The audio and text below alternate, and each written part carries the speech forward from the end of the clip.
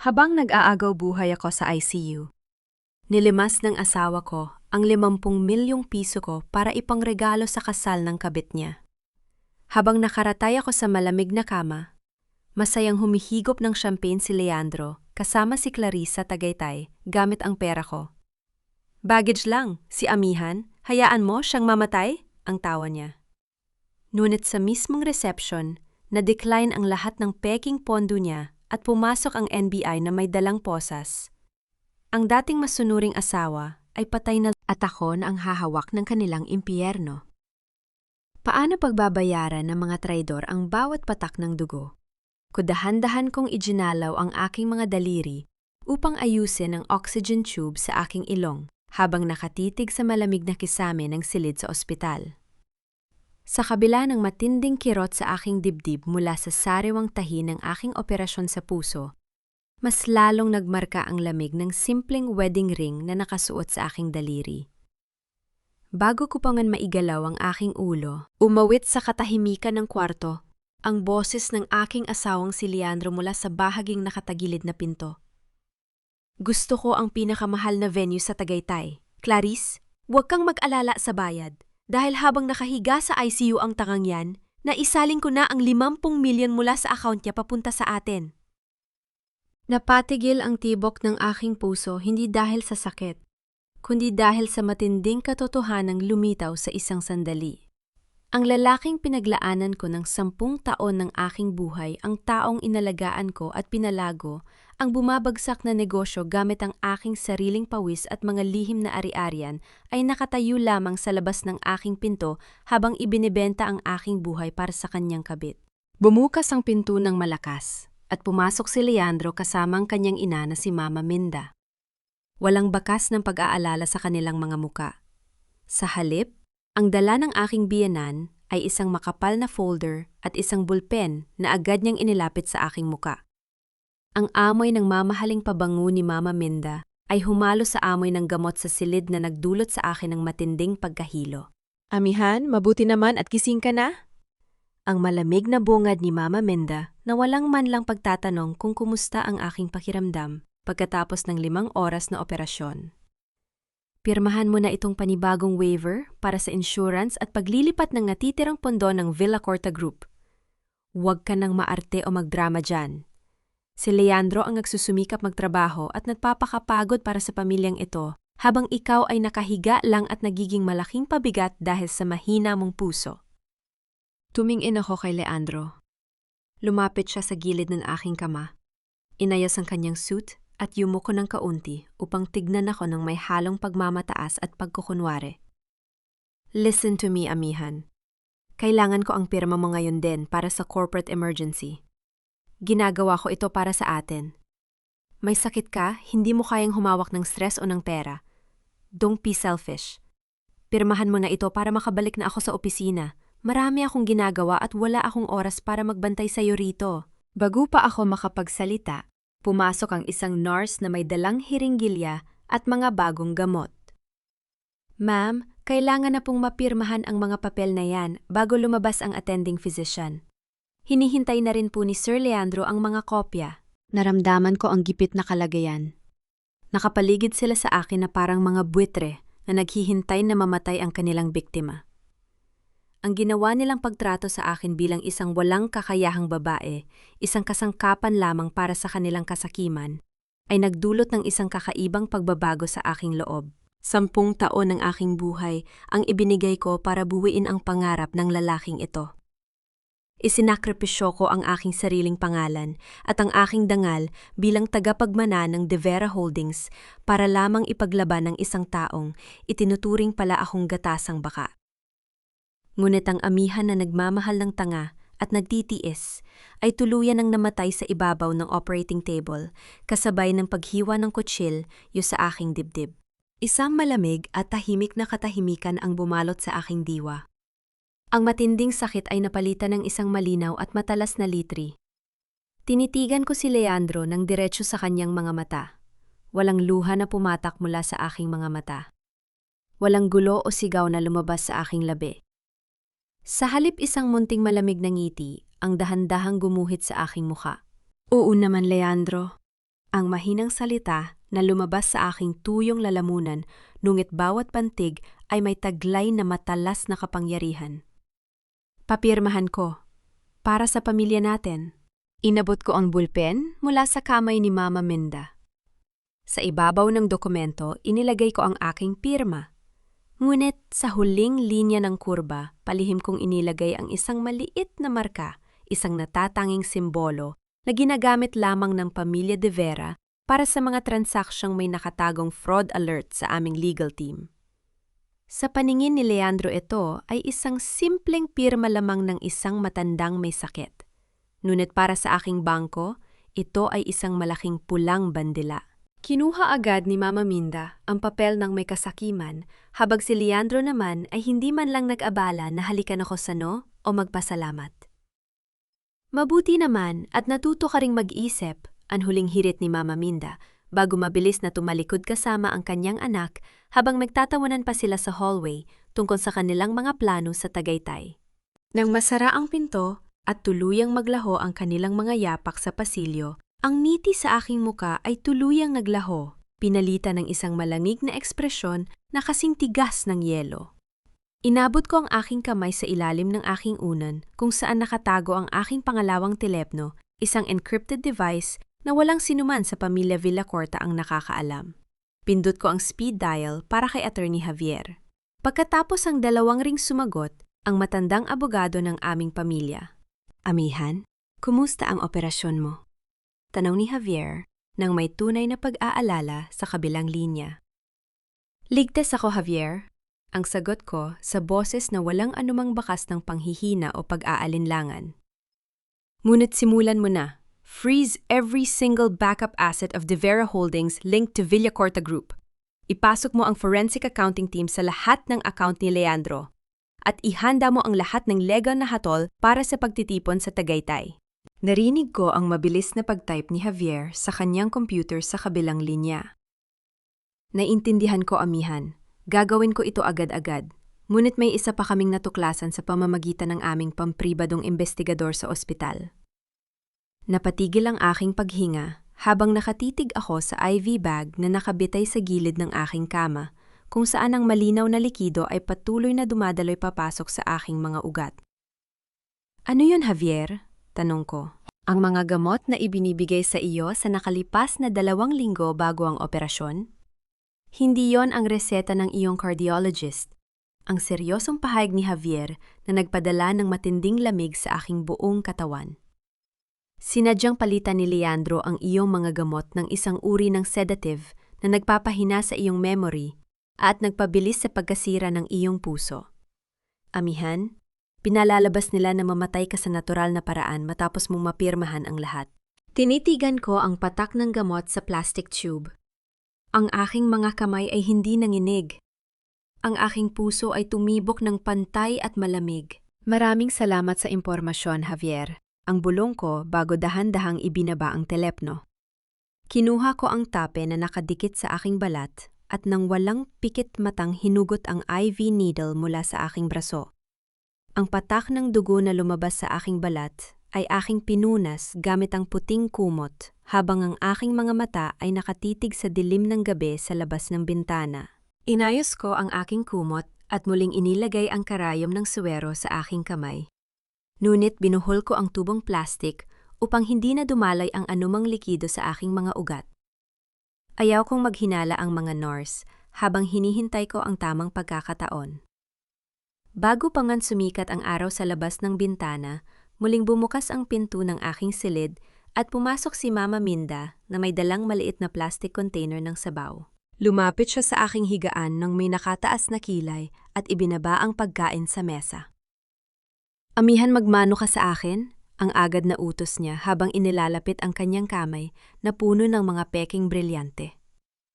Kahit nakahiga ka dyan, huwag mong kakalimutan ang paggalang sa pamilya ng asawa mo. Kung hindi dahil sa aming pagtanggap sa'yo nung mamatay ang mga magulang mo, wala kang sisilungan sa Maynila. Tinitigan ko ang kanyang kamay, ngunit hindi ko ito ginawaran ng respeto. Sa halip, inayos ko ang aking pagkakaupo at tumingin sa kanya ng diretsyo. Ang paggalang mama ay ibinibigay sa taong marunong ding gumalang sa buhay ng iba. At sa pagkakaalam ko, ang bahay sa Forbes Park na tinitirhan ninyo ngayon ay nakapangalan sa akin, hindi sa inyo. Namilog ang mga mata ni Mama Minda sa gulat. Hindi siya sanay na nakakarinig ng pabalang na salita mula sa akin sa loob ng 10 taon. Anong pinagsasabi mo? Nakakakatikim ka lang ng konting ginhawa dahil sakita ng anak ko sa Villacorta Group? Huwag kang magsalitang parang ikaw ang nagpapakain sa amin. Bago pa siya makapagsalita na mas malakas, pumasok ang nurse na may dalang maliit na baso ng gamot. Ma'am Amihan, oras na po ng inyong pambihirang gamot sa puso. Inumin niyo po abad habang mainit pa ang tubig. Kinuha ni Mama Minda ang baso at inabot ito sa akin habang nanlilisik ang mga mata. Inumin mo yan. Ayaw kong mamatay ka rito at mag-iwan ng napakaraming abala sa anak ko. Inabot ko ang baso. Habang abala si Mama Minda sa pagtingin sa kanyang telpo o upang magpadala ng mensahe kay Leandro tungkol sa mga bulaklak sa Tagaytay, dahan-dahan kong itinagilid ang aking kamay at ibinuhos ang buong likido ng gamot sa malaking paso ng halaman sa tabi ng aking kama. Ang maruming tubig ay mabilis na absorb ng lupa, habang ang dahon ng halaman ay dahan-dahang nalalanta sa harap ng aking mga mata dahil sa matinding chemical ng lason. Inilagay ko ang walang laman na baso sa mesa nang walang anumang tunog. Nainom ko na, Mama. Bago pa makasagot ang aking biyenan, bumukas ang pinto at pumasok ang isang matangkad na lalaking nakasuot ng puting lab coat, may dalang clipboard at nakasalaming maitim. Iyon si Attorney Javier na nagpanggap bilang isang consulting specialist mula sa kabilang departamente. Mrs. Villacorta, kailangan ko pong suriin ang vitals ng pasyente para sa morning rounds. Maari po ba kayong maghintay sa labas ng 5 minuto? Ang malamig at propesyonal na pahayag ni Javier. Umirap si Mama Minda, ngunit tumayo pa rin. Bilisan ninyo, Doc. Marami pa akong bibilhin para sa pagtitipon bukas. Lumabas siya ng silid at pinalagapak ang pinto sa kanyang likod. Nang makalabas ang matanda, agad na inalis ni Javier ang kanyang salamin at inilabas ang isang makapal na brown envelope mula sa kanyang clipboard. Ibinigay niya ito sa akin habang mabilis na tinitingnan ang monitor ng aking cardiac chart. Amihan, narito ang resulta ng laboratory test sa suwero na ipinadala mo kagabi. Ang mahinang bulong ni Javier. Kinumpirma ng aming toxicologist na may nakahalong potassium cyanide sa napakababang doses at malakas na sedative. Kung ipinagpatuloy mo ang pag-inom nito sa loob ng 3 araw, patitigil ang puso mo nang walang anumang bakas ng lason sa autopsy. Kinuha ko ang mga papel. Ang bawat pahina ay naglalaman ng patunay ng matinding kasamaan ng taong itinuring kong kabiyak. Ngunit hindi doon nagtapos ang mga dokumento. Sa ilalim ng ulat medikal ay ang mga photocopy ng mga check na inilabas mula sa aking personal na bank account mga checking, may yuwad na pirma na ginamit ni Leandro upang magbayad ng 10 milyong piso bilang paunang bayad sa Marangyang Hotel at Catering para sa kasal nila ni Clarice sa Tagaytay. Ang sarili kong pera ang ginagamit niya upang ipagdiwang ang pagtataksil niya sa akin. Ang malamig kong sambit habang hinihimas ang gilid ng papel. Hindi lang yun, Amihan. Dagdag ni Javier habang may ipinakitang isa pang malit na papel. Na-intercept ng aming IT team ang isang text message sa telepono ni Leandro kagabi mula sa isang encrypted number sa abroad. Ang nakasulat, ligtas ba ang transaksyon sa De Vera? Kumunot ang aking no. May iba pang taong nagpapakilos sa kanya mula sa likod. Hindi ganyan katalino si Leandro para makaisip ng ganitong kalaking kapangahasan ng mag-isa. Ipagpapatuloy namin ang pag-imbestiga sa pinagmulan ng mensahe, sagot ni Javier habang inaayos ang kanyang gamit. Bukas ng umaga, magsisimula ang kasal sa Tagaytay. Nakahanda na ang lahat ng warrant at ang mga ahente ng NBI. Sigurado ka bang gusto mong lumitaw ng personal? Tumingin ako sa salamin na nakakabit sa pader. Ang aking mukha ay namumutla, ngunit ang aking mga mata ay nag-aapoy sa isang matalas na liwanag na hindi pa kailanman nakikita ng sinuman. Ako mismo ang maghahatid sa kanila sa impyerno, Javier. Huwag mong kakalimutang ipag-utos sa bangko na ideklara ang kawalan ng pondo sa sandaling iharap ang huling check sa reception. Tumango si Javier at mabilis na lumabas ng silid. Ilang segundo lamang ang nakalipas, muling pumasok si Mama Minda. Matalas ang kanyang tingin sa akin habang pinalilibutan ang aking higaan.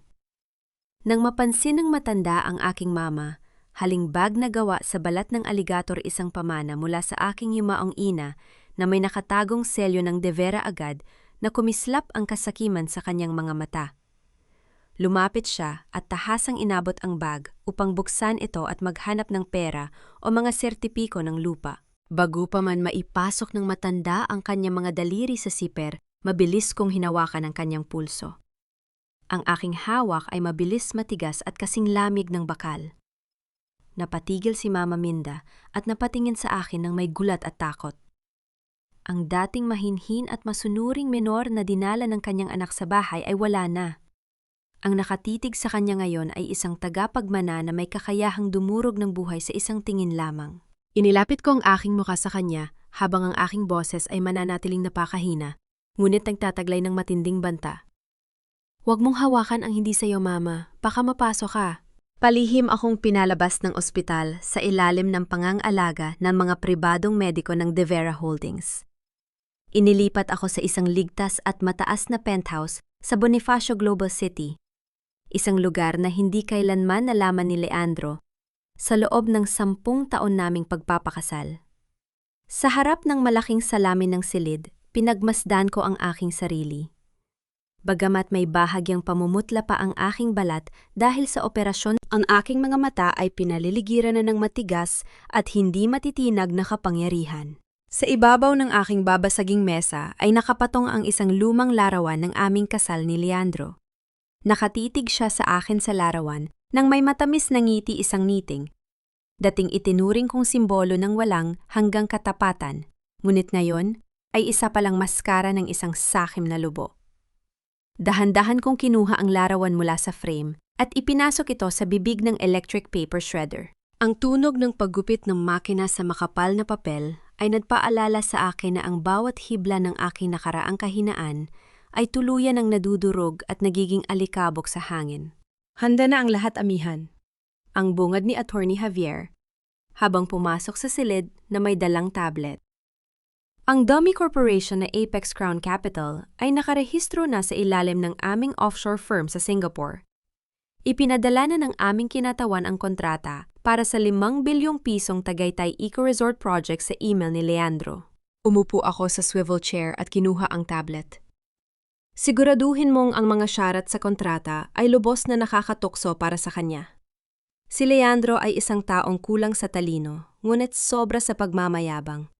Kapag nakakita siya ng pagkakataong maging bilyonaryo ng mabilis, hindi na siya mag-aabalang magbasa ng mga maliliit na letra sa huling pahina upang masubaybayan ang bawat galaw ng aking kaaway. Binuksan ni Javier ang live audio feed mula sa lihim na listening device na itinanim ng aming tauhan sa opisina ni Leandro noong nakaraang gabi. Umawit sa silid ang boses ni Leandro mula sa speaker ng tablet. Rinig na rinig ang kanyang malakas na tawa habang nakikipag-usap kay Clarice sa loob ng kanyang opisina sa Villa Corta Group. "Nakikita mo ba ito, Clarice?" ang sigaw ni Leandro nang may matinding kagalakan. Ang Apex Crown Capital, isang malaking foreign investor mula sa Singapore, ang gustong makipagsosyo sa akin. Hindi ko kailangan ang pera ng pamilya ni amihan dito. Ko patutunayan sa buong mundo na ako ang utak sa likod ng tagumpay ng kumpanyang ito. "Napakahusay mo talaga, babe," ang malambing na sagot ni Clarice na may kasamang tawa. Ngunit, kailangan daw ng 50 milyong pisong equity deposit agad-agad upang malak ang kontrata bago magsimula ang kasal natin bukas. "May sapat ka pa bang nakuha mula sa mga lihim na account ni amihan?" Napatigil ang aking kamay sa ibabaw ng mesa nang marinig ko ang susunod na linya ni Clarice. "Huwag kang mag-alala," dagdag ni Clarice. Ang sabi sa akin ng sekretarya niya bago ang operasyon may isa pang lihim na savings account si amihan sa BDO na may nakagagulat na balance, ang 50 milyon din. Kumunot ang aking no habang nakatitig sa speaker. Paano nalaman ng sekretarya ni Leandro ang tungkol sa account na iyon kung ako lamang at ang aking yumaong ama ang nakakaalam ng numerong iyon? May isa pang malalim na nagtataksil sa loob ng aking sariling pamilya na nagbibigay ng impormasyon sa kanila. Ipinagpatuloy ko ang pagdinig sa usapan. Narinig ko ang biglang pagmumura ni Leandro sa kabilang linya. Bakit ayaw mag-process ng transfer? Ang galit na sigaw ni Leandro habang pinupukpok ang kanyang keyboard. System error, pambihira, nakalagay rito ay fraud flag by account holder. Paano nangyari to? Nakahiga pa sa ospital ang babaeng yon. Babe, magpanik ka na? Ang takot na boses ni Clarice. Kapag hindi natin naibigay ang 50 milyon bago mag-alas 5 ng hapon, ibibigay ng Apex Crown ang proyekto sa ibang developer, mawawala ang bilyon-bilyong kita natin. Ang kasakiman ay isang malakas na lason na nag-aalis ng lahat ng litri sa utak ng isang taong hangal. Tulad ng aking inaasahan, hindi na nakapag-isip si Leandro ng anumang tamang paraan. Narinig namin ang pagdial niya ng isang bagong numero sa kanyang telpono. Sino ang tinatawagan niya? Bulong ni Javier. Hindi ako sumagot, ngunit alam ko na ang susunod niyang hakbang. Kapag ang isang taong mayabang ay nagipit sa oras at ayaw mapahiya sa kanyang kabit, hahanapin niya ang pinakamabilis na daan kahit ito pa ay patungo sa bangin. Ilang segunda lamang ang nakalipas, narinig ang isang malalim at baritonong boses ng isang matandang lalaki mula sa speaker. Ang boses ni Don Roberto, ang pinakamalaking loan shark sa Maynila, na kilala sa pagiging walang awa sa mga hindi nakakabayad ng utang. Don Roberto. Ang desperadong boses ni Leandro na humihingal pa sa takot at excitement. Kailangan ko ng 50 milyong piso sa cash bago magbukas ng umaga para sa isang malaking investment. At anong ibibigay mong garantiya, Leandro? Ang malamig na tanong ng matanda sa kabilang linya. Alam kong baon sa utang ang Villacorta Group. Pumikit si Leandro at ibinaba ang kanyang huling card sa mesa ng sugal. Isasanla ko ang buong Villacorta Group at ang lahat ng natitirang ari-ariya ng pamilya ko bilang garantiya. Kapag hindi ko nabayaran ng utang kasama ang 20% interes sa loob ng 3 araw sa iyo na ang buong kumpanya. Inalis ko ang aking earphone at isinara ang tablet. Isang malamig na ngiti ang dahan-dahang lumabas sa aking mga labi habang nakatitig sa mga piraso ng papel na nanggaling sa shredder. Sa loob ng isang pribado at mamahaling bridal boutique sa Makati, maririnig ang boses ni Clarice na umaalingaw sa buong silid habang pinapagalitan ang 2 mananahi. Suot niya ang isang napakarangyang gown na puno ng mga bordadong lace at kristal. Umikot siya sa harap ng malaking salamin habang nakataas ang kanyang baba, tila ba isa na siyang ganap na reyna ng mataas na lipunan. I told you hindi kasya sa akin ang sukat ng baywang nito. Ang galit na sigaw ni Clarice sa empleyado ng boutique. Gawin ninyo ito mas masikip. Bukas na ang kasal ko sa Tagaytay at lahat ng sikat na tao sa Maynila ay nandoon. Ayokong magmukhang murang gown ang suot ko sa harap ng pamilya Villacorta. Nakatayo sa tabi niya si Leandro na may hawak na baso ng champagne na kangiti nang may labis na pagmamayabang habang tinitingnan ang kanyang bagong asawa. Huwag kang mag-alala, babe. Ang sabi sa akin ng bangko na clear na ang tseke para sa buong bayad ng hotel at catering sa Tagaytay. At mas malaking balita na tanggap na ng Apex Crown Capital ang 50 milyong piso na idineposito ko kanina mula sa nakuha kong pondo kay Don Roberto. Pirmahan na lang ng kontrata bukas at opisyal na tayong kasosyo ng pinakamalaking investment firm sa Singapore.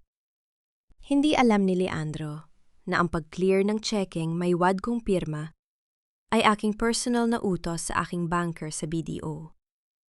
Hinayaan kong dumaan ang transaksyong yon upang panatilihin silang kampante, upang patuloy silang lumpipad ng mataas, bago ang kanilang tuluyang pagbagsak. Habang nagaganap ang kanilang malaking ilusyon sa Makati, narito ako sa aking penthouse sa Bonifacio Global City. Pumasok si Attorney Javier na may dalang tasa ng mainit na tsokolate. Inilapag niya ito sa aking tabi habang ako ay nakatitig sa mga legal na dokumento sa ibabaw ng aking mesa. Gusto mo ba ng mamahaling alak-amian? Mayroon tayong pre-war vintage sa cellar? Ang malumanay na alok ni Javier. Umiling ako at kinuha ang tasa ng tsokolate. Mas gusto ko ito, Javier.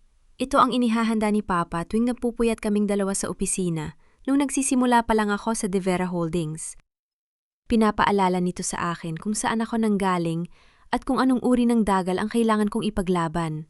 Uminom ako ng mainit na tsokolat habang pinakikinggan ng ulat mula sa pulong, kasama ang National Bureau of Investigation. Nung hapon ding yon, formal naming isinumate kay Director Santos ng NBI ang ulat ng toxicology mula sa aking mga doktor, kasama ang forensic report na nagpapatunay na sadyang pinek ni Leandro ang aking mga pirma sa loob ng 3 taon upang magnakaw ng pondo. Nakahanda na ang mga ahente. Ang buong kasal sa Tagaytay ay babantayan ng mga undercover na pulis upang isagawa ang pag-aresto sa sandaling matapos ang seremonya. Inilabas ko ang isang maliit na kahon na kulay pelus mula sa aking drawer. Sa loob nito ay nakahiga ang isang lumang kwintas na may malaking pulang ruby, isang pamilyang heirloom ng mga De Vera na may nakatagong sumpa ng kasaysayan ng aming pamilya. Ipinadala ko ito sa pamamagitan ng isang espesyal na courier patungo sa bridal boutique kung saan naroroon si Clarice. Pagkaraan ng 20 minuto, narinig ko ang ulat mula sa aming tauhan na nasa loob ng boutique. Natanggap ni Clarice ang kahon. Ang kanyang mga mata ay nanlaki sa gulat at labis na kagalakan nang makita ang napakagandang pulang ruby sa loob ng kahon. Akala niya ay regalo ito mula sa isa sa mga mayamang kliyente ni Leandro, o kaya ay mula sa isang lihim na tagahanga ng kanyang bagong estado sa buhay. Gayunpaman, sa ilalim ng pulang pelus, may nakalagay na isang maliit na puting card. Kinuha ito ni Clarice at binasa ang sulat kamay na nakasulat doon, "Para sa bagong reyna ng buhangin. Siguraduhin mong hindi ka babagsak kapag umihip ang hangin." Nawala ang ngiti sa mga labi ni Clarice. Nakaramdam siya ng isang kakaiba at malamig na takot sa kanyang dibdib habang nakatitig sa pulang ruby na tila ba isang dugong nag-aanyaya ng panganib. Tumingin siya sa kanyang daliri kung saan kumikinang ang kanyang malaking brilyant, ngunit sa pagkakataong ito, ang kinangang bato ay hindi na nakapagbigay sa kanya ng kapayapaan. Ang gabi bago ang kasal ay binalot ng isang malakas na bagyo. Habang ang buong pamilya Villacorta ay masayang nandiriwang sa kanilang pre-wedding dinner sa isang mamahaling restaurant sa Tagaytay, ginamit ko ang aking duplicate key upang pumasok sa aming lumang mansyon sa Forbes Park sa huling pagkakataon. Ang bahay ay madilim, tahimik at malamig. Ang tanging maririnig ay ang malakas na paghampas ng ulan sa mga bintanang salamin at ang malalalim na paggulog sa kalangitan. Umakyat ako sa aming dating silid ni Leandro. Dumiretso ako sa aking personal na vault na nakatago sa loob ng closet. Ngunit hindi na ako nagulat na makitang sira na ang digital lock nito. Sa pilitan itong binuksan. Wala na doon ang mga mamahaling alahas na ipinamana sa akin ng aking yumaong ina, ang mga brilyante ginto, at ang tanyag na kwintas na may pulang ruby. Alam kong kinuha ito ni Mama Minda upang isuot bukas sa kasal, upang magpanggap na isang mayamang matriarka sa harap ng alta sosyedad. Isang malamig na ngiti ang lumitaw sa aking mga labi. Hinayaan ko silang magnakaw sa huling pagkakataon dahil bukas ang bawat bagay na kinuha nila ay magiging kadena na hihilas sa kanila pababa. Dahan-dahan akong bumaba ng hagdan nang biglang may marinig akong mahinang hakbang mula sa kusina. Huminto ako at hinawakan ang aking bulsa kung saan nakatago ang aking proteksyon. Ngunit nang bumukas ang maliit na ilaw, nakita ko si Aling Rosa, ang aming matandang kasambahay na may hawak na basahan. Siya lamang ang tanging taong nagpakita sa akin ng tunay na pagmamahal at malasakit sa loob ng 10 taon kong paninirahan sa impyernong bahay na ito. "Ma'am Amihan," ang bulong ni Aling Rosa nang may halong gulat at takot habang mabilis na lumapit sa akin. "Salamat sa Diyos at ligtas kayo. Balita ko po ay nasa ospital kayo at nag-aagaw buhay. Bakit po kaya nandito sa gitna ng bagyo?" Lumapit ako sa kanya at hinawakan ang kanyang magaspang na mga kamay. Kinuha ko mula sa aking bag ang isang makapal na sobre na naglalaman ng sapat na pera para sa kanyang pagpapahinga sa probinsya habang buhay. "Aling Rosa, umalis ka na sa bahay na ito ngayon ding gabi," ang mahinakong pakiusap habang niyayakap siya ng mahigpit. "Huwag ka nang pumasok bukas. Kunin mo ang lahat ng gamit mo at sumakay ka sa unang biyahe pa uwi sa pamilya mo sa Batangas. May malaking bagyong darating sa bahay na ito bukas at ayaw ko madamay ka sa pagkasira ng mga Villacorta." Naiyak ang matanda at hinalikan ng aking kamay nagpapasalamat sa aking kabutihan. Bago mabilis na nag-empak ng kanyang mga gamit at lumabas sa likod ng bahay sa gitna ng ulan. Bago ako tuluyang umalis, dumaan ako sa silid-aklatan ni Leandro upang kunin ang aking mga natitirang personal na dokumento. Habang inaayos ko ang kanyang mesa, may napansin akong piraso ng nilamukos na papel sa loob ng kanyang basurahan. Binuksan ko ito at binasa ang nakasulat na pangalan at numero Jerry, NBI/contract.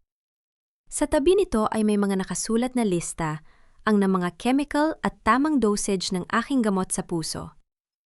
Isang matinding kilabot ang dumaan sa aking likod. Hindi lang pala si Leandro ang may kinalaman sa aking pagkalason. May kasabwat siya sa loob mismo ng ahensya na nagbibigay sa kanya ng proteksyon at impormasyon. Itinago ko ang papel sa aking bag at iniwan sa ibabaw ng mesa ni Leandro ang isang orihinal na kopya ng aming prenuptial agreement na may pulang marka sa artikulong nagsasabing sa sandaling mapatunayan ang pagtataksil ng asawa. Ang lahat ng ari-arian ay babalik sa akin at kailangan niyang bayaran ang bawat sentimo ng kanyang utang sa loob ng 24 oras. Sumakay ako sa aking SUV at sinimulan ang pagmamaneho patungong Tagaytay. Ang kalsada ay madilim, madulas at mapanganib dahil sa lakas ng ulan na sumasabay sa hangin. Ang tunog ng mabilis na pag-andar ng wiper ng aking kotse ay tila ba isang orasan na nagbibilang ng mga natitirang oras ng kalayaan ni Leandro. Habang binabaybay ko ang palikolikong bahagi ng kalsada, malapit sa bangin ng Tagaytay, isang malaking delivery truck na walang plaka ang biglang sumulpot mula sa aking likuran. Hindi ito nagbawas ng bilis. Sa halip, binuksan nito ang nakabubulag na high beam na ilaw na nagdulot ng kawalan ng paningin sa aking rear view mirror. Bago ko pa man maigulong ang aking manibela, naramdaman ko ang isang matinding paghampas ng truck sa likod ng aking SUV. Ang tunog ng pagkiskis ng bakal sa bakal at ang marahas na paggalaw ng aking sasakyan ay nagtulak sa akin patungo sa gilid ng bangin. Sinubukan kong tapakan ng preno, ngunit ang basang simento ay walang sapat na kapit habang ang malaking truck ay muling bumuwelo upang ibangga ako sa huling pagkakataon patungo sa madilim na kailaliman. Salamat sa aking mabilis na reflexes at sa tibay ng aking SUV, nagawa kong ikabig ang sasakyan patungo sa isang makapal na kakahuyan sa gilid ng daan sa halip na tuluyang mahulog sa madilim na bangin. Ang malaking truck ay mabilis na tumakas sa dilim, ngunit ang mga tauhan ng De Vera Holdings na palihim na sumusunod sa akin ay agad na dumating upang iligtas ako. Ngayon, narito ako sa loob ng isang pribadong VIP suite sa ikalawang palapag ng Marangyang Hotel sa Tagaytay. Nagbibihis ng isang simpleng puting damit habang pinagmamasdan ang nagaganap na pagtitipon sa ibaba. Mula sa balkonahe ng mezzanine, kitang-kita ko ang buong karangyaan ng kasal ni Leandro at Clarice. Ang bulwagan ay napupuno ng mga pinakasikat na tao, mga politiko at mga negosyante sa bansa. Ang amoy ng mga sariwang bulaklak at ang mahinang tugtog ng klasikal na musika ay nagbigay ng isang napakagandang kapaligiran, tila ba walang anumang krimen o pagtataksil na nakatago sa likod ng bawat ngiti. Nakatayo si Leandro sa gitna ng mga sikat na investor, may hawak na baso ng alak at may labis na pagmamayabang na nagsasalita tungkol sa kanyang bagong tagumpay. Gaya ng sinabi ko sa inyo, ang Villacorta Group ay hindi na lamang isang lokal na kumpanya. Ang narinig kong pahayag ni Leandro sa pamamagitan ng aking earpiece na nakakonekta sa wiretap. Kasalukuyan na kaming nakikipagsusyo sa Apex Crown Capital ng Singapore. At sa tulong ng aking bagong asawa na si Clarice, mas malawak na ang aming mararating. Ang aking dating asawa she was just baggage. Mabuti na lang at natapos na ang panahong iyon. Sa kabilang bahagi ng bulwagan, nakita ko si Mama Minda na suot ang aking pulang ruby na kwintas at ang mga brilyanteng alahas ng aking yumaong ina. Naglalakad siya sa gitna ng mga mayayamang matanda na tila ba siya ang pinakamataas na matriarka sa Maynila. Nakita kong lumapit sa kanya si Don Filemon, isang matandang kaibigan at tapat na kasosyo ng aking yumaong ama sa De Vera Holdings. Tinitigan ni Don Filemon ang kwintas na suot ni Mama Minda na may kakaiba at mapait na ngiti. Alam niya kung kanino talaga nagmula ang alahas na yon dahil siya mismo ang kasama ng aking ama nang bilhin ito sa Paris. Ngunit dahil sa aking naunang pakiusap, nanatili siyang tahimik at uminom lamang ng kanyang alak habang matalim na nakatingin sa aking biyenan. Habang nagpapatuloy ang kasayahan, napansin kong dahan-dahang lumapit ang manager ng hotel kay Leandro. May hawak itong maliit na tablet at mukhang nababalisa. "Excuse me, Sir Leandro?" ang mahinang bulong ng hotel manager habang inilalapit ang tablet. "Hihingi po sana kami ng pahintulot na iswipe muli ang inyong card para sa huling bayarin ng reception na nagkakahalaga ng 50% ng kabuuang kontrata. Ang inilagay ninyong card kanina ay na-decline po ng system." Kumunot ang no ni Leandro at nairita sa harap ng kanyang mga kasosyo. Inilabas niya ang kanyang pangalawang credit card na may napakataas na limit. "Subukan mo ito, baka may problema lang ang inyong terminal. Huwag ninyo akong abalahin sa harap ng mga bisita ko para sa maliit na bagay na yan." Umalis ang manager. Kinuha ni Leandro ang kanyang telpono upang tawagan ang kanyang personal bank manager upang ayusin ang glitch na ito. Mula sa aking pwesto sa balkona, nakita ko ang pagpasok ng isang waiter na may dalang tray ng inumin. Huminto ito malapit kay Leandro at tinitigan siya ng napakatahimik at napakatindi. Nakaramdam si Leandro ng isa kakaibang kilabot at napalingon sa waiter. Ngunit bago pa man niya ito matitigan, nang maayos mabilis na lumipat ang waiter sa ibang mesa. Ilang sandali pa narinig ko ang mahinang panginginig ng telepono ni Leandro. Sinagot niya ito ng may kayabangan. "Hello, Santos? Ayusin mo ang credit card ko ngayon din. Bakit na-decline ang transaksyon ko sa hotel?" Ang boses ng bank manager sa kabilang linya ay hindi nagtataglay ng dati nitong labis na paggalang. Sa halip ito ay puno ng takot at panginginig. "So Leandro, ikinalulungkot ko. Ngunit ang lahat ng inyong corporate at personal accounts ay kasalukuyan nga sa ilalim ng hold order ng korte dahil sa kasong qualified theft at falsification of documents na isinampalaban sa inyo ng asawa ninyong si Amihan de Vera." Nabitawan ni Leandro ang kanyang baso ng alak na lumika ng isang matalim na tunog ng pagkabasag ng kristal sa makintab na semento ng bulwagan. Sa pamamagitan ng aking earpiece, narinig ko ang bawat detalye ng kanilang marahas na pag-aaway sa likod ng entablado, habang dahan-dahan akong bumababa mula sa ikalawang palapag. Upang maiwasan ang malaking eskandalo sa harap ng mga bisita, mabilis na hinila ni Leandro si Clarice at ang manager ng hotel patungo sa pribadong holding room sa likod ng ballroom. Ang mukha ni Leandro ay basang-basa na ng pawis.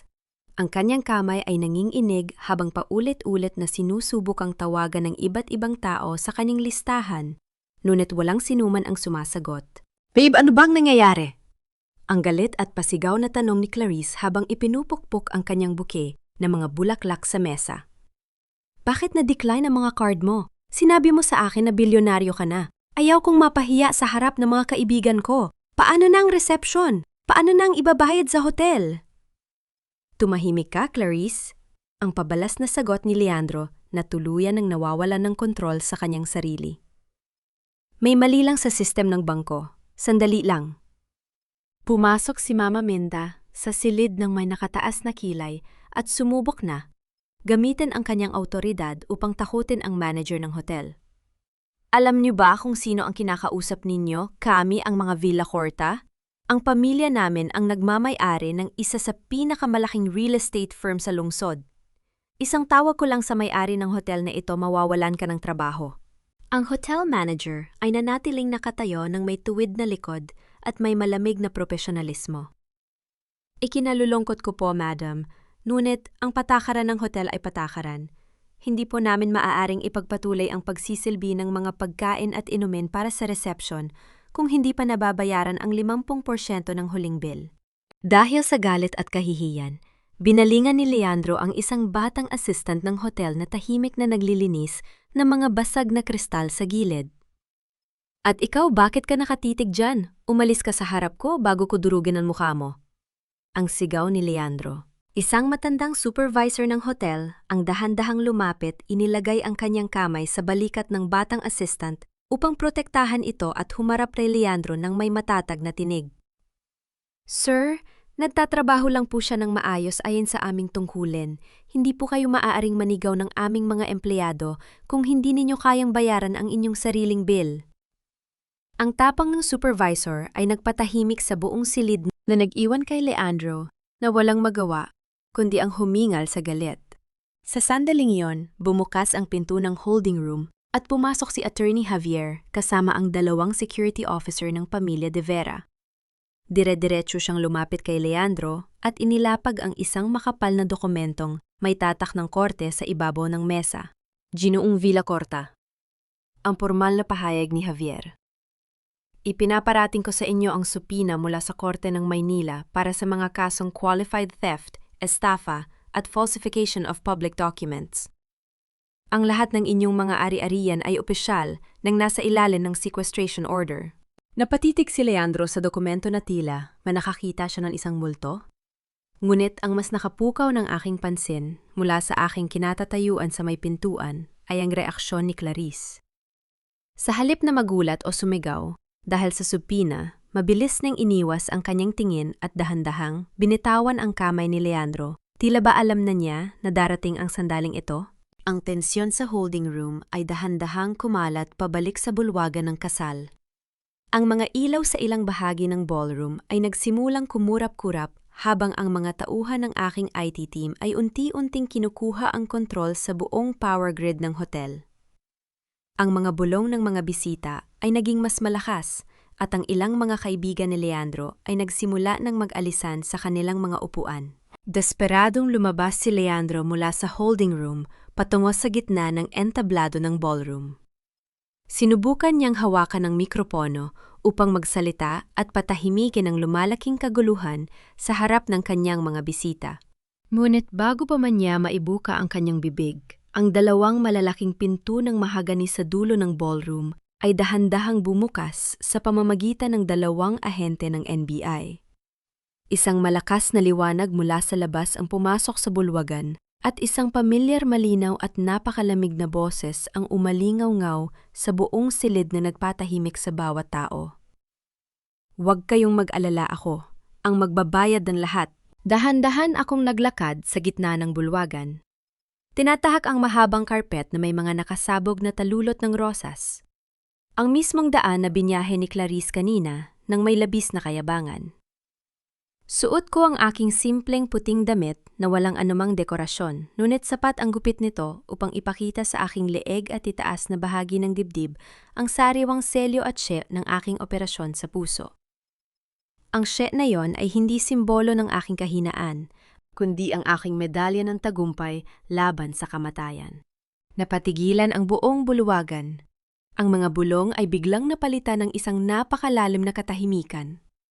Ang lahat ng mata ay nakatitig sa akin, lalo na si Leandro na dahan-dahang binitawan ang mikropono mula sa kanyang kamay. Ang kanyang mukha ay nawala ng kulay. Tila ba nakakita siya ng isang patay na bumangon mula sa libingan upang hilingin ang kanyang buhay. Sumubok siyang lumapit sa akin nang may nanginginig na mga hakbang, pilit na ibinabalik ang kanyang mapagkunwaring ngiti sa harap ng mga bisita. Amihan, mahal ko. Ang nanginginig niyang bulong habang sinusubukang hawakan ng aking kamay upang i-gaslight ako sa huling pagkakataon. Anong ginagawa mo rito?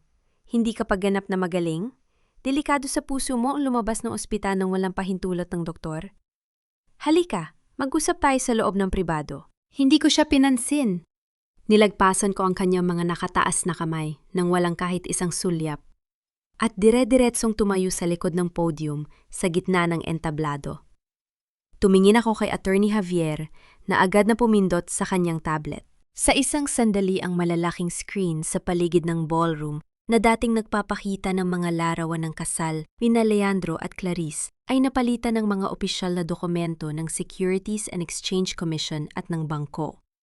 Ang mga pangalan ng De Vera Holdings ay malinaw na nakasulat sa bawat pahina bilang may-ari ng 80% ng lahat ng stock at ari-arian ng Villacorta Group. Mga bisita, mga kasosyo at mga kaibigan, ang aking malamig at malinaw na pahayag na umalingaw-ngaw sa buong bulwagan. Nais ko lamang ipabatid sa inyo na ang lalaking nakatayo rito na nagpapanggap na may-ari ng Villacorta Group ay wala nang hawak na kahit isang duling na share sa kumpanyang ito. Ang pamilyang Villacorta ay opisyal ng walang pagmamay-ari sa anuman dahil ang lahat ng kanilang ari-arian ay nakuha na ng aking pamilya ang De Vera Holdings dahil sa kanilang hindi mabayarang mga utang. Isang malaking kaguluhan ang sumiklab sa bulwagan. Ang mga tao ay nagsimulang tumayo at magbulungan ng mas malakas. Bago pa man makasagot si Leandro, dahan-dahan akong bumaba mula sa entablado at lumapit kay Mama Minda na nakatayo malapit sa unang mesa. Ang matanda ay nanginginig sa takot habang nakahawak sa kanyang dibdib. Nang hindi naglalabas ng kahit isang salita at nang hindi man lang tinitingnan ang kanyang nanginginig na mga mata, dahan-dahan kong inabot ang aking mga kamay sa likod ng kanyang leeg. Kalmado kong kinalas ang lock ng pulang ruby na kwintas ng aking yumaong ina na suot niya at dahan-dahang hinila ito pabalik sa aking kamay. Ang ganap na pagpapasakop at kahihiyan ni Mama Minda sa harap ng lahat ng kanyang mga kaibigan ay ang pinakamainam na parusa na maaari kong ibigay sa kanya sa sandaling iyon. Amihan, hayop ka? Ang biglang sigaw ni Clarice habang nagwawala at sinubukang sugurin ako gamit ang kanyang matutulis na kuko. Sinira mo ang kasal ko? Sinira mo ang buhay ko? Bago pa man siya makalapit sa akin ng 1 metro, mabilis na humarang ang 2 malalaking bodyguard ng pamilya De Vera. Hinawakan nila ang mga bisig ni Clarice nang walang kahirap-hirap at itinulak siya pabalik sa sahig, dahilan upang marumihan ng alikabok ang kanyang mamahaling puting gown. Sa gitna ng malaking kaguluhan at pagtakbo ng ilang mga bisita patungo sa labas, naramdaman ko ang isang marahang pagdampi ng kamay ng isang bisitang nakasuot ng itim na suit sa aking tabi. Bago ko pa man siya malingon, mabilis niyang naipasok ang isang maliit na USB drive sa bulsa ng aking damit at agad na naglaho sa gitna ng karamihan. Humarap si Leandro sa akin nang may matinding galit at desperasyon. Ang kanyang buon muka ay pula na sa kahihiyan at put. Wala kang katibayan, Amian. Ang pera na ipinadala ko sa Apex Crown ay legal na pondo ng Villacorta Group. Hindi mo ako maaring sirain sa harap ng mga tao ko. Tumingin ako sa kanya nang may malamig at matalas na ning iti. Ang aking puso ay nananatiling mahinahon at hindi natatakot sa kanyang pananakot. Dahan-dahan kong itinuro ang dulo ng ballroom kung saan pumasok ang mga armadong ahente ng NBI na may hawak na warrant of arrest. Pormal na pumasok sa gitna ng entablado si Agent Santos ng NBI kasama ang 2 armadong tauhan. Hawak niya ang isang opisyal na papel na may tatak ng pamahalaan at tumingin ng diretso kay Leandro na tila ba isa na lamang itong basang sisiw sa kanyang harap. Ginoong Leandro Villacorta, ang malakas at pormal na pahayag ni Agent Santos na umalingaw-ngaw sa buong bulwagan. Inaaresto ka sa mga kasong frustrated parricide dahil sa sadyang pagtatangkang lasunin ng iyong asawa at qualified theft para sa malawakang pagbawas ng pondo mula sa kanyang mga account ng walang pahintulot. Sumama ka sa amin ng mapayapa. Nang marinig ang salitang parricide at ang posibilidad na mabulok sa bilangguan, habang buhay ang mukha ni Clarice ay napuno ng matinding takot. Ang kanyang dakilang pag-ibig kay Leandro na kanyang ipinagmamayabang kanina ay naglaho na parang bula sa loob ng 1 segundo. Mabilis niyang itinulak si Leandro pabalik at sumigaw sa harap ng mga ahente. Wala akong kinalaman dyan. Siya ang may plano ng lahat. Siya ang nagmakaawa sa akin na tulungan siyang kunin ang pera ni Amihan dahil baon na siya sa utang kay Don Roberto. Pinilit niya lang ako. Ako ang biktima rito. Anong sinabi mo, Clarice? Ang galit na sigaw ni Leandro habang nanlilisik ang mga mata sa kanyang bagong asawa. Ikaw ang nagmungkahi na palitan ang mga gamot niya dahil masyado siyang matalino para mauto natin. Huwag mo akong ilaglag na yon. Ang dalawa ay nag-away at nagkasigawan sa gitna ng entablado, nagsisisihan at naglalabasan ng mga mababangis na lihim sa harap ng lahat ng mga bisita at ng mga mamamahayag na patuloy na kumukuha ng mga larawan. Ang kanilang engrandeng kasal ay naging isang napakaruming palabas ng aso't pusa. Habang nagaganap ang kanilang nakakahiyang pag-aaway, dahan-dahan, akong lumapit sa pinakamalapit na mesa. Kumuha ako ng isang malinis na basong kristal, nagbuhos ng malamig na mineral water mula sa pitsyel, at dahan-dahang ininom ito ng may ganap na kapayapaan at biyaya.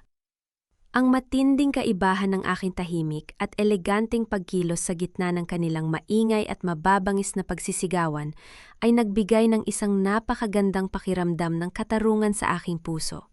Inilabas ni Attorney Javier ang opisyal na testimony ng doktor at ng nurse mula sa ospital sa Manila.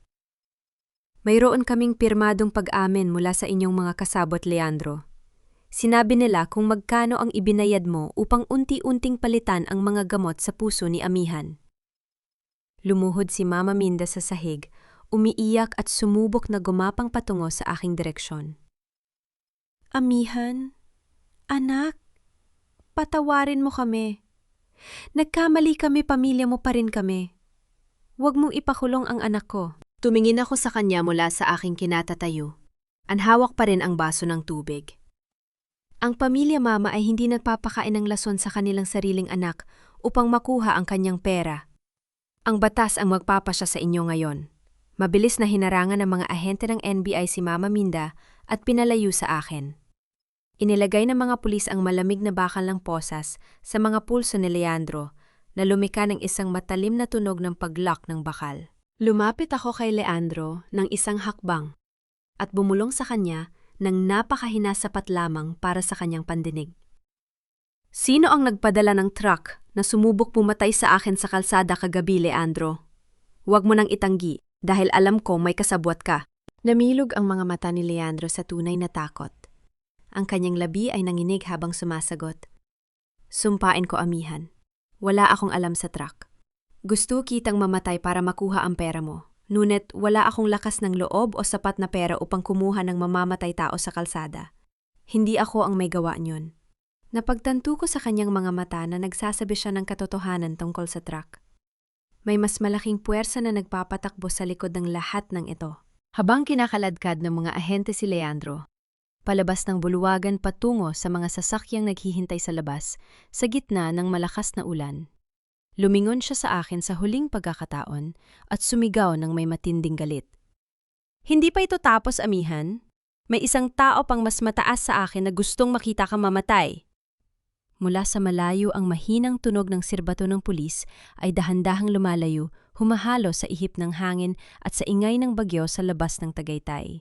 Ang unang araw ng aking opisyal na pagbabalik bilang chairman ng Villacorta Group ay naging simula ng isang bagong panahon para sa kumpanya. Ang buong gusali ay sumailalim sa isang malaking pagbabago matapos itong formal na bilhin at gawing subsidiary ng De Vera Holdings. Pagpasok ko sa pangunahing lobby ng gusali, sinalubong ako ng mga matataas na opisyal na dating sumusunod sa bawat maling utos ni Leandro. Huminto ako sa tapat ng gitnang pader kung saan nakasabit ang isang napakalaking oil painting ni na Leandro at Mama Minda, nakasuot ng mga marangyang damit at nakatingin sa ibaba ng may labis na pagmamayabang. Kinausap ko ang mga maintenance staff na nakatayo malapit sa akin. Ibaba ninyo ang painting na yan ngayon din? Sunugin ninyo o itapon sa basurahan kayo ang bahala. Inutusan ko silang palitan ng painting ng isang malaki at simpleng salamin na may magandang kwadro. Humarap ako sa mga empleyadong nakatayo sa lobby at sinabi, "Gusto ko ng salamin sa pader na ito, upang sa bawat pagpasok natin sa gusaling ito makikita natin ang ating tunay na sarili, walang kasinungalingan, walang mapagpanggap na maskara." Ang pagbabagong ito ay nagdala ng isang bagong sigla sa mga tapat na empleyado na matagal nang binalewala sa ilalim ng pamumuno ng aking dating asawa. Sa pulong ng board ng umagang yon, formal kong tinanggal sa posisyon ang lahat ng tiwaling opisyal na kasabot ni Leandro sa pag-audit ng mga peking pondo. Sa halip, itinaas ko ang posisyon ng mga tapat na empleyado na may tunay na kakayahan, ngunit walang boses noon. Pagdating ng hapon, sumakay ako sa aking sasakyan patungo sa mansyon sa Forbes Park upang tapusin ang aking huling obligasyon sa pamilya Villacorta. Nang makarating ako sa harap ng mansyon, nakita ko si Mama Minda na nakaupo sa may RNA retong hagdanan sa labas ng pinto, pinaliligiran ng ilang maleta at mga kahon. Nang makita niya ang pagdating ng aking sasakyan, agad siyang tumayo at nagsimulang umiyak ng malakas upang makuha ang pansin ng mga kapitbahay na dumadaan sa kalsada. "Tingnan ninyo ang ginagawa ng masamang babaeng ito." Ang pasigaw na iyak ni Mama Minda habang itinuturo ako. Mabait akong ina, pinalayas niya ako mula sa bahay ng sarili kong anak. Wala siyang puso. Isa siyang halimaw. Dahan-dahan akong lumapit sa kanya. Hindi pinapansin ang kanyang pag-arte. Inilabas ko ang titulo ng lupa mula sa aking bag at ipinakita sa kanya ang nakasulat na pangalan sa ibaba nito. Mama, ang bahay na ito ay hindi kailanman naging pagmamay-ari ni Leandro, ang malamig kong sambit. Binili ko ito gamit ang pera ng aking ama bago pa man tayo ikasal. At ang loan na kinuha ni Leandro gamit ang bahay na ito bilang mortgage ay idineklara ng default ng bangko kaninang umaga dahil sa kawalan ng pondo. Ang De Vera Holdings na ang opisyal na may-ari ng mansyong ito. Lumingon ako sa mga gwardiya ng Forbes Park na nakatayo sa tabi ng gate. Maari niya na siyang ilabas sa compound ng subdivision, hindi na siya residente ng lugar na ito. Wala nang nagawa si Mama Minda, kundi ang sumigaw sa galit habang kinakaladkad ng mga gwardiya ang kanyang mga maleta palabas ng gate, iniwan siyang mag-isa sa gilid ng kalsada sa ilalim ng init ng araw. Nang gabi ring iyon, pumasok ako sa aking pribadong opisina sa penthouse ng De Vera Holdings. Ang silid ay madilim, maliban sa liwanag na nagmumula sa screen ng aking laptop. Inilabas ko mula sa aking bulsa ang maliit na USB drive na palihim na ibinigay sa akin ng hindi kilalang bisita sa kasal sa Tagaytay. Ipinasok ko ang USB drive sa port ng aking computer. Ang dahan-dahang pag-load ng mga encrypted files ay nagdulot sa akin ng isang kakaibang pakiramdam ng kaba. Nang magbukas ang unang folder, ang aking mga mata ay napatitig sa isang serye ng mga email at bank transfer records na naganap sa pagitan ni Leandro at ng isang kilalang tao sa loob ng aking sariling pamilya. Ang bawat detalye ay malinaw. Ang perang ginamit ni Leandro upang suhulan ng aking doktor sa ospital, ang mga tagubilin para sa pagtrato ng aking gamot sa puso, at ang pondo para sa pagkuha ng truck na sumubok pumatay sa akin sa Tagaytay. Ang lahat ng iyon ay nagmula sa account ng aking sariling tiyuhin si Ricardo De Vera. Si Ricardo ang pangalawang pinakamalaking stockholder ng De Vera Holdings, ang taong nagkunwaring umiiyak sa tabi ng aking ama noong mamatay ito. Sinadya niyang gamitin ang kasakiman ni Leandro upang tapusin ang aking buhay upang sa sandaling mawala ako siya ang maging nag-iisang tagapagmana ng buong imperyo ng aming pamilya. Ang aking daliri ay napatiga sa ibabaw ng mouse ng computer habang ang dahan-dahang pag-click nito ay lumika ng isang matalim at nag-iisang tunog sa tahimik na silid.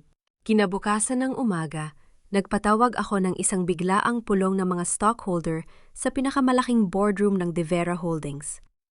Nakaupo si Tiyuhin Ricardo sa dulo ng mesa, may hawak na mamahaling panulat at may kampanteng ngiti sa kanyang labi. Akala niya ay ito na ang pagkakataon niyang ihayag ang kanyang plano na alisin ako sa pamumuno dahil sa aking mahinang kalusugan pagkatapos ng operasyon. Pumasok ako sa silid na nakasuot ng isang matikas na itim na business suit. Ang aking bawat hakbang ay matatag at ang aking pagtayo sa harap ng mesa ay nagdala ng isang napakatahimik na hangin sa buong silid. Amihan aking pamangkin, ang nakangiting bungad ni Ricardo habang tumatayo upang yakapin ako ng mapagkunwari. Masyadong mabilis ang iyong pagbabalik sa trabaho. Dapat ay nagpapahinga ka pa sa ospital upang hindi lumala ang sakit mo sa puso. Hayaan mo munang ako ang mamahala sa kumpanya. Inilagay ko ang aking mga kamay sa ibabaw ng mesa at tinitigan siya ng napakalalim. Huwag kang mag-alala, Tiyuhin Ricardo. Ang aking puso ay mas malakas at mas malusog na ngayon kumpara sa mga nakaraang taon kung kailan ako ay unti-unting nilalason sa ilalim ng inyong mga utos. Nawala ang ngiti sa mukha ni Ricardo. Pinalitan ng isang mabilis na pagbabago ng kulay ng kanyang balat patungo sa abo. Bago pa man siya makapagsalita, pinindot ko ang controller sa aking kamay.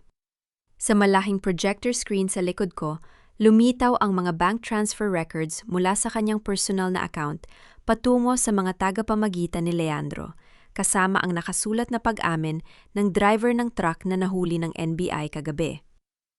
Ang driver ay umamin na si Ricardo De Vera ang nagbayad ng 2 milyong piso upang sagasain ang aking sasakyan sa kalsada ng Tagaytay. Isang matinding bulong ang sumiklab sa loob ng boardroom. Ang iba pang mga stockholder ay napatingin kay Ricardo nang may matinding gulat at pandidire. Amihan pamilya mo ako, ang nangingining na sigaw ni Ricardo habang sinusubok ang lumapit sa akin ginagamit ang aming dugong de Vera bilang huling sandata. Ako ang nag-iisang kapatid ng iyong ama. Hindi mo maaaring gawin ito sa akin dahil sa mga walang bis. Ang paratang na yan. May utang na loob ka sa pamilyang ito. Ang kapatid ng aking ama, ang malamig kong sagot, ay hindi nagbabayad ng mamamatay tao upang tapusin ang buhay ng kanyang sariling pamangkin. Para lamang sa pera at kapangyarihan. Wala akong utang na loob sa isang kriminal. Sa aking senyas, bumukas ang pinto ng boardroom at pumasok ang mga ahente ng NBI. Upang formal na dinala si Ricardo sa ilalim ng kanilang kustodiya para sa kasong complicity sa frustrated murder at malawakang corporate fraud. Ang kanyang pagsigaw ng aking pangalan habang inilalabas ng silid ay hindi na nakakuha ng aking pansin. Pagkalipas ng 2 oras, dinala ako ng aking sasakyan sa Manila City Jail upang bisitahin si Leandro sa huling pagkakataon bago ang kanyang opisyal na paglilipat sa pambansang bilangguan. Nakatayo ako sa labas ng malamig na selda na gawa sa makapal na bakal. Paglabas ni Leandro, suot ang kulay Olandes na uniforme ng bilanggo, halos hindi ko na siya makilala. Ang kanyang buhok ay gulo-gulo, ang kanyang mga mata ay lubog at ang kanyang buong katawan ay nanginginig. Iniwan na siya ni Clarice matapos nitong protektahan ang sarili sa batas at si Mama Minda naman ay kasalukuyang palahoy-lahoy sa lansangan nang walang matitirhan. Amihan, ang umiiyak na bulong ni Leandro habang nakahawak sa mga rehas. Pakiusap, maawa ka sa akin. Alam kong nagkasala ako, ngunit minahal mo ako, di ba? 10 taon tayong nagsama. Iligtas mo ako rito. Hihingin ko ang kapatawaran mo araw-araw. Tinitigan ko siya ng walang anumang galit o pot sa aking mga mata. Ang pinakamatinding parusa na maaari kong ibigay sa kanya ay hindi ang aking pagkasuklam, kundi ang aking ganap na kawalan ng pakialam. Inilabas ko ang aking kamay mula sa aking bulsa at kumuha ng 1 piso na barya. Dahan-dahan ko itong ibinaba sa semento sa harap ng kanyang selda kung saan ito ay gumulong ng bahagya bago tuluyang huminto malapit sa kanyang mga paa. Iyan na lang ang natitira sa halaga mo sa buhay ko, Leandro, ang tahimik kong pahayag habang tumatalikod sa kanya. Kahit ang aking galit ay masyadong mahal para sa isang taong tulad mo. Habang naglalakad ako sa mahabang koridor ng bilangguan patungo sa labas, kung saan sumisikat ang maliwanag na liwanag ng araw, naramdaman ko ang aking dibdib. Ang aking puso ay tumitibok na ngayon sa isang normal, malaya at napakalakas na ritmo.